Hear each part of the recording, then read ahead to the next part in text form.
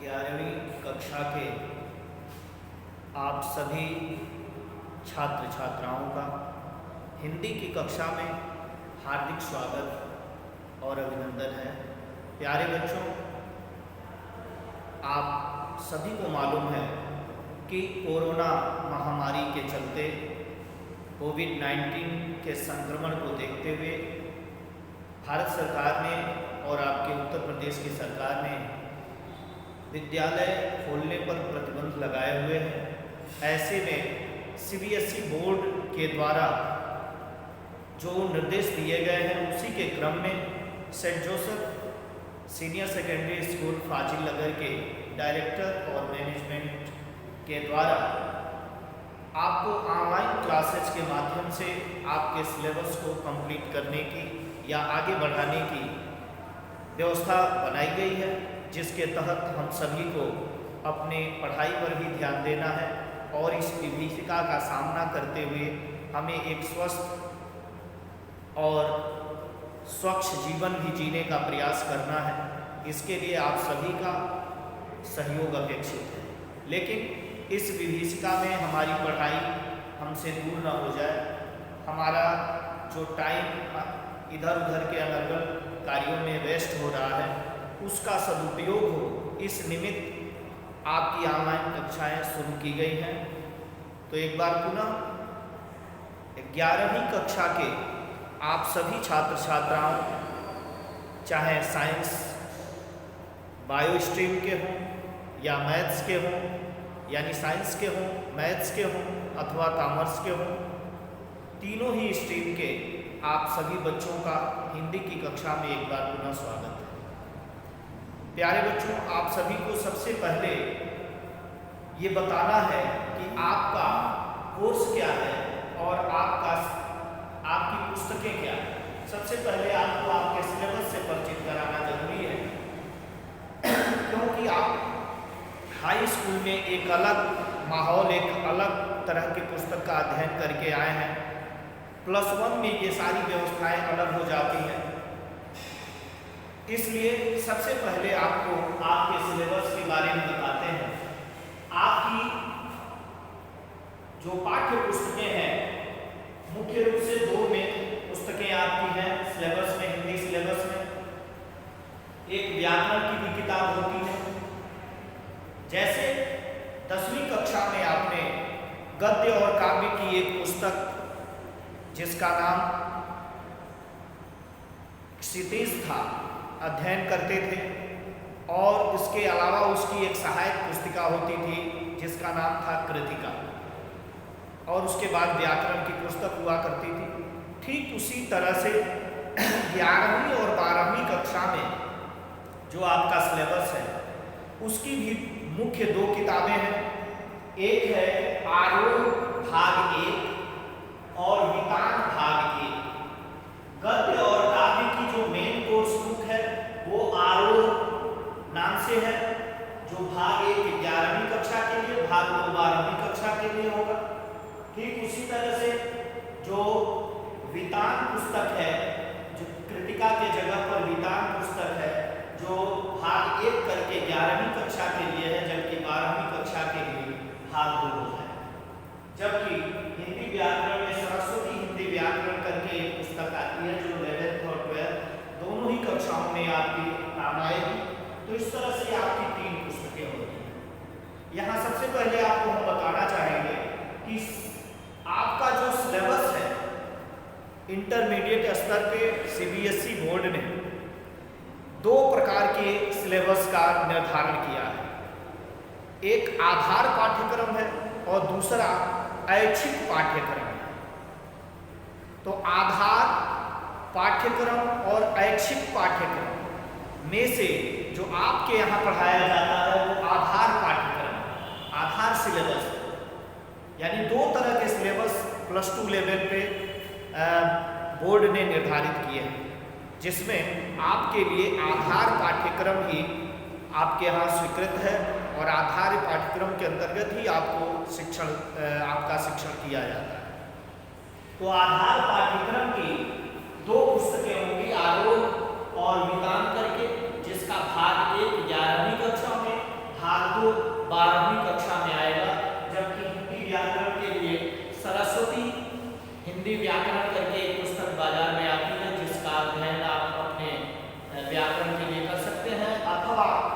NCERT द्वारा एक पुस्तक आती है एनसीईआरटी की, हिंदी रचना और अभिव्यक्ति करके, उस पुस्तक का भी अध्ययन आप कर सकते हैं।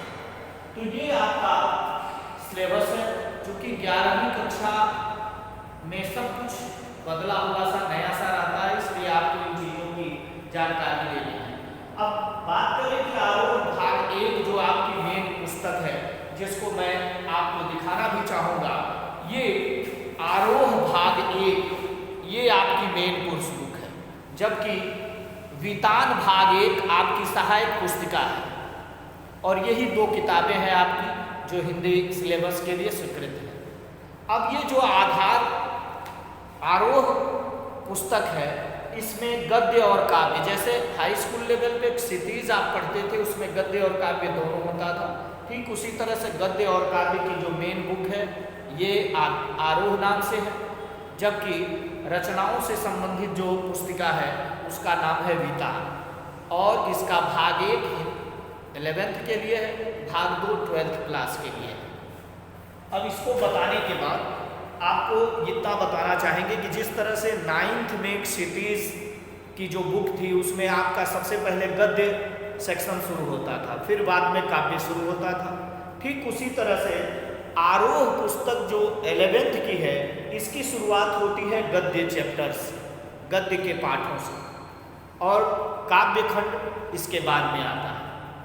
जबकि आप जब 12वीं कक्षा में आएंगे तो वहाँ पर यही पुस्तक भाग 2 करके आएगी, जिसकी शुरुआत काव्य खंड से होगी, यानी पहले काव्य के चैप्टर्स होंगे और उसके बाद गद्य के चैप्टर्स आएंगे। वही 9th और 10th में जैसी चीज़ें हैं वैसे ही 11th और 12th में बस मैटर बदला हुआ था है, पुस्तकें बदली हुई हैं। तो ये आपको जानकारी देना था। अब मेरी बात आपके समझ में आ गई होगी और इस तरह से आपको बताया कि आपकी जो 2 पुस्तकें हैं, किताबें आप खरीद लेंगे, क्योंकि आपकी ऑनलाइन क्लासेस शुरू हो गई हैं। बिना किताबों के लिटरेचर के जो सब्जेक्ट्स हैं उनका अध्ययन करना संभव नहीं हो पाता, इसलिए आप घर बैठे पुस्तकें इधर उधर से व्यवस्था करके या मार्केट से लेके उसका अध्ययन करें और अपनी पढ़ाई चालू रखें। प्रयास विद्यालय परिवार का होगा कि जितना भी ऑनलाइन क्लास आपको दिया जाएगा, पुनः जब समय मिलता है तो इसका एक बार रिवाइज करके, रिवीजन करके भी आपको तैयार कराया जाएगा। लेकिन ऑनलाइन क्लासेस के माध्यम से आपके समय का सदुपयोग हो पाए, आप पढ़ाई से वंचित न हो, पढ़ाई से जुड़े रहें, इस क्रम में ये प्रयास किया जा रहा है। आशा ही नहीं, पूरा विश्वास है कि आप सेंट जोसेफ द्वारा प्रोवाइड किए जा रहे इन ऑनलाइन कक्षाओं का सदुपयोग करेंगे और अपनी पढ़ाई जारी रखेंगे, उचित नोट्स बनाएंगे और जो भी चीज़ें आपको पढ़ाई जा रही हैं, समझाई जा रही हैं, उसको ध्यान देते हुए घर पर स्वाध्याय भी करेंगे, अपने किताबों का अध्ययन करके उन चीज़ों को रिवाइज करेंगे।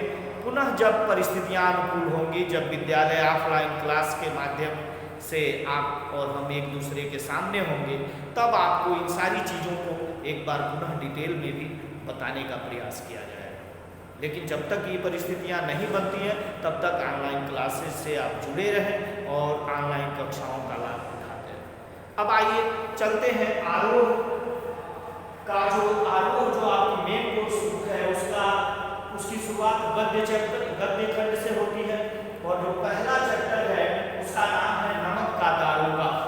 ये मुंशी प्रेमचंद की सुविख्यात कहानी नमक का दारोगा आपने सुना होगा। मुंशी प्रेमचंद 9वीं कक्षा में आपने जो क्षितिज पढ़ा उसमें 2 बैलों की कथा जैसे रचना से आपके हिंदी की शुरुआत हुई थी, गद्य खंड की शुरुआत हुई थी। यहाँ भी देखिए 11वीं कक्षा में मुंशी प्रेमचंद की ही रचना से आपके गद्य खंड की शुरुआत हुई थी और नाम है नमक का दारोगा, जो एक कहानी है मुंशी प्रेमचंद के द्वारा लिखी।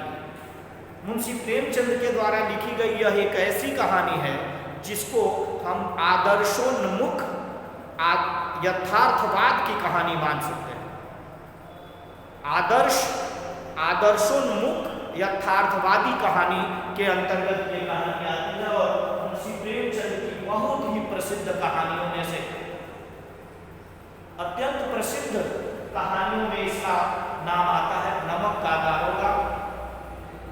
बच्चों, मैं आपको बताना चाहूँगा कि मुंशी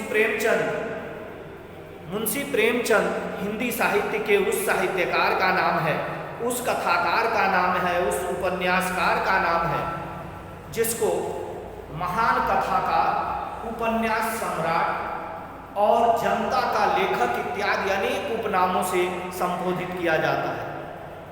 एक ऐसा साहित्यकार जो जनता और समाज की जो घटनाएं हैं उसी को अपनी रचना का विषय बनाता है और समाज के दुख दर्द को अपनी रचनाओं के माध्यम से उकेरने का प्रयास किया है, अभिव्यक्त करने का प्रयास किया है।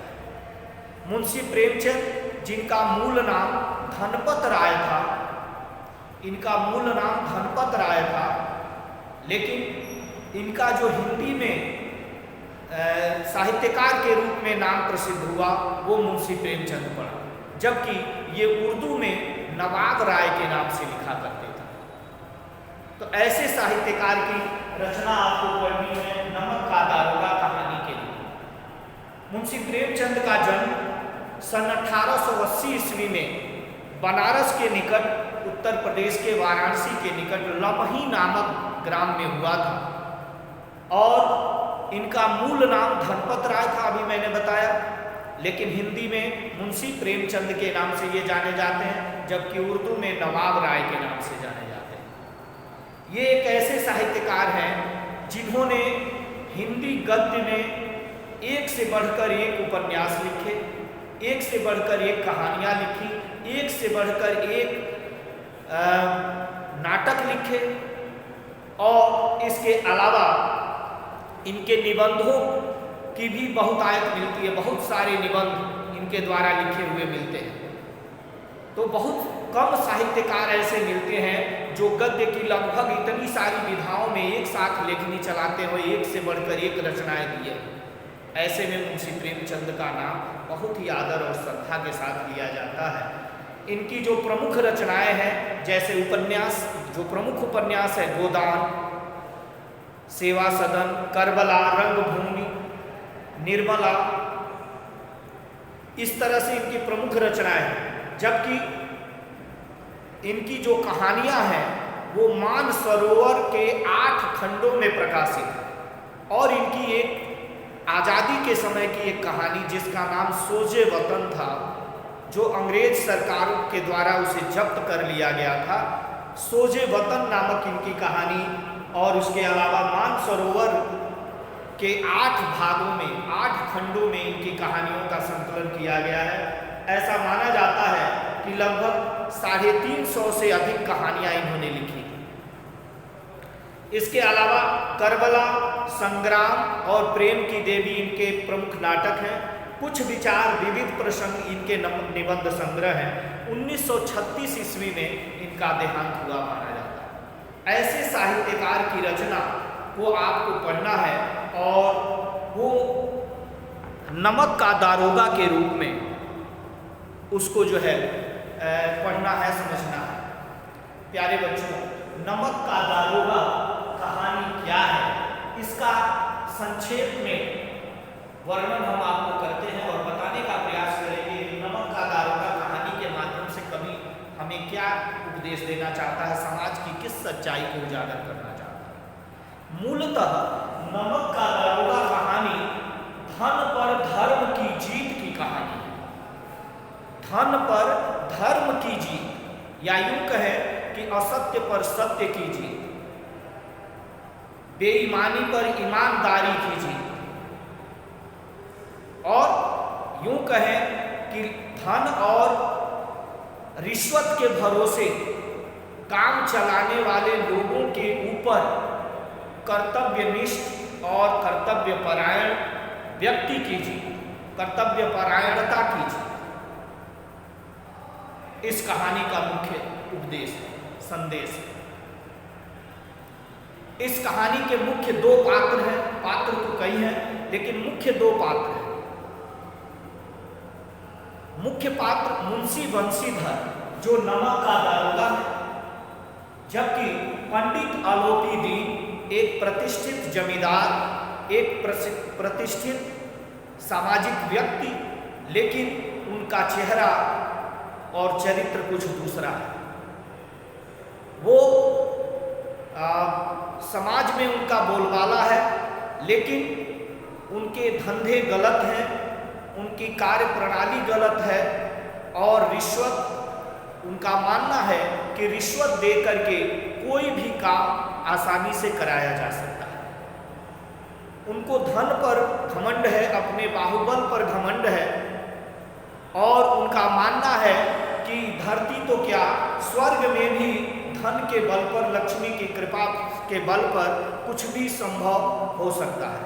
बहुत हद तक समाज की दशा को देखते हुए इसको गलत भी साबित नहीं किया जा सकता। लेकिन चाहे परिस्थितियां कितनी भी अलग क्यों न हो, समाज कितना भी गया गुजरा क्यों न हो, हर समय में, हर समाज में अपनी कर्तव्य निष्ठा और कर्तव्य परायणता के बल पर मिसाल कायम करने वाले कर्तव्यनिष्ठ और ईमानदार व्यक्तियों की भी कमी नहीं रही है। और कर्तव्य निष्ठा, कर्तव्य परायणता और ईमानदारी के आगे रिश्वत या लक्ष्मी का प्रयोग करके, धन का प्रयोग करके अपनी हर काम को निकालने वाले लोगों का मंसूबा बिल्कुल धरा का धरा रह जाता है। उनके मंसूबे पर पानी फिर जाते हैं।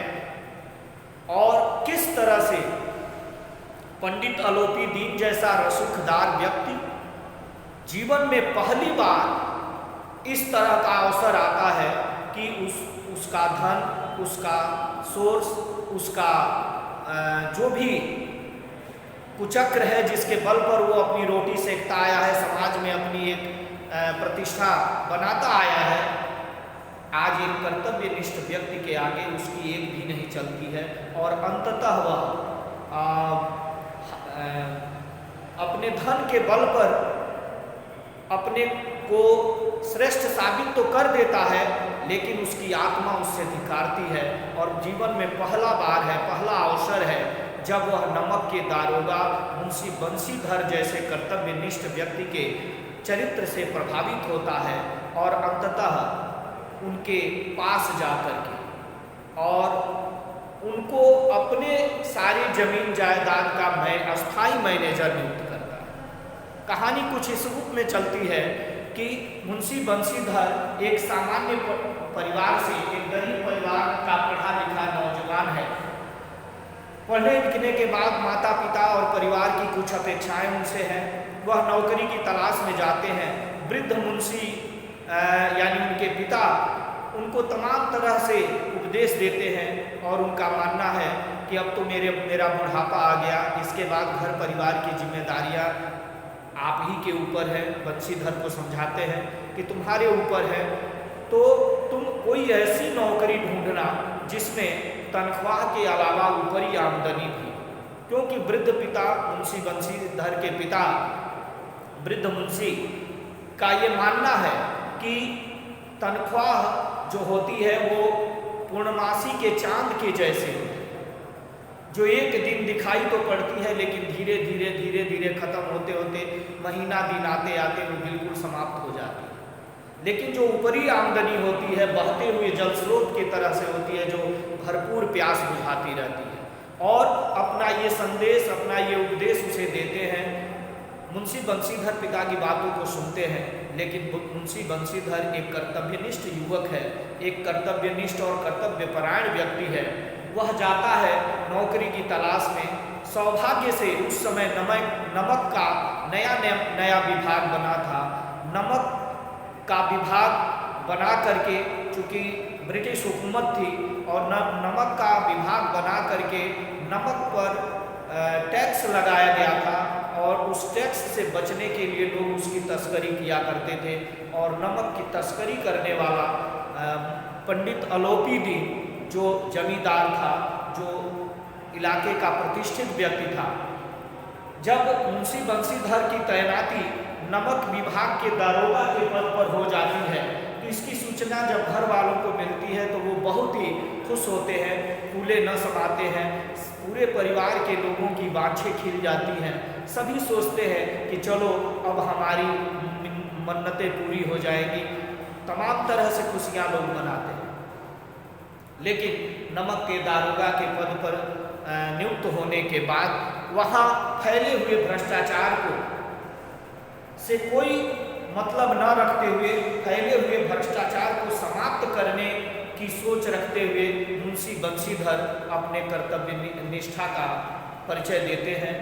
और एक रात्रि अचानक गाड़ियों के अर्धरात्रि के समय गाड़ियों के जाने की आवाज़ सुन करके दारोगा मुंशी बंशीधर स्वयं उस पुल, गंगा के पर बने हुए उस पुल के पास जाते हैं जहाँ से गाड़ियाँ ले जाई जा रही थी और उन गाड़ियों में नमक लदा हुआ था। दारोगा उसे रोक देते हैं।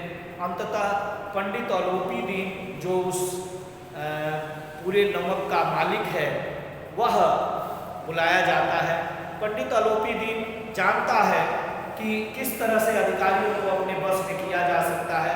वह रिश्वत के बल पर आज तक अपना काम चलाता आया है, लेकिन आज उसकी एक नहीं चलती है और अंततः मुंशी बंशीधर के द्वारा उसे गिरफ्तार करने का आदेश दिया जाता है, उसे कोर्ट में पहुंचाया जाता है।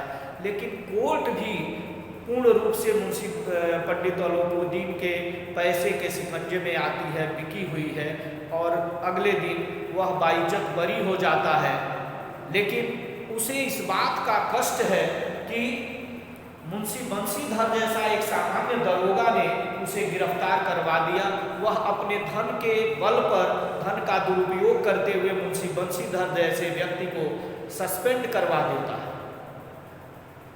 लेकिन कुछ दिनों के बाद उसे ये लगता है कि निश्चित रूप से आज के इस जमाने में भी ईमानदार और कर्तव्यनिष्ठ लोग हैं और वह अपनी सजी हुई बैलगाड़ी के साथ मुंशी बंशीधर के घर जाता है और मुंशी बंशीधर से अपने सारे जमीन जायदाद का अस्थाई मैनेजर नियुक्त करने का एक जो कागज है वो निकाल के देता है और कहता है कि आप इस पे हस्ताक्षर कर दीजिए।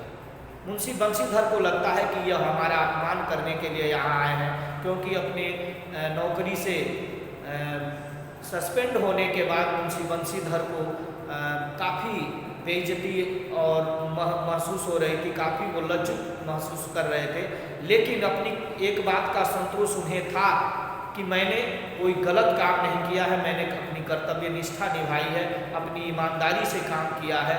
इस बात का उन्हें फख्र था और शायद उनका यही काबिलियत आज पंडित अलोपीदीन जैसे रसूखदार व्यक्ति को उनके दरवाजे तक आने के लिए प्रेरित करता है। और अंततः अलोपीदीन उनसे यह कहते हुए कि आप मेरी बात को स्वीकार कर लीजिए और सरकारी नौकरी से कई गुना अधिक तनख्वाह, गाड़ी घोड़ा, बंगला, रहने का स्थान इत्यादि नौकर चाकर की सुविधा देते हुए उसे अपने अपने जमीन जायदाद का, अपने समस्त कारोबार का अस्थाई मैनेजर नियुक्त करते हैं और इस बात के साथ उसकी प्रतिष्ठा करते हैं, उसकी प्रशंसा करते हैं कि मैं ईश्वर से यही कामना करता हूँ कि ईश्वर आपको वही गंगा के किनारे वाला दरोगा हमेशा बनाए रखें, जो काफ़ी धर्मनिष्ठ है, कर्तव्यपरायण है, ईमानदार है, उदंड भी है, लेकिन वही दरोगा आपको हमेशा बनाए रखें, आप उसी रूप में अपने कर्तव्यों का पालन करते रहें। मैं ईश्वर से यही कामना करता हूँ। तो प्यारे बच्चों, ये